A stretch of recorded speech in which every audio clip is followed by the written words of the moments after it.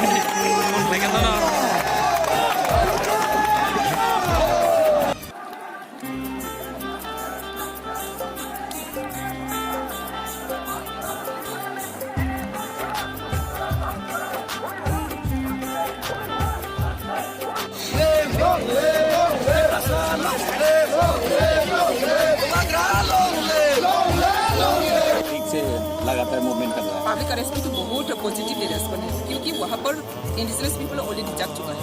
70 years में हम लोग पॉलिटिक्स गेम करके हम लोग पूरी तरह से भूल चुका है। अभी पॉलिटिक्स गेम करने का टाइम नहीं है। अभी पब्लिक भी ये रेस्पॉन्ड दे रही है, इसलिए तो आज यहाँ पर इतना सब है।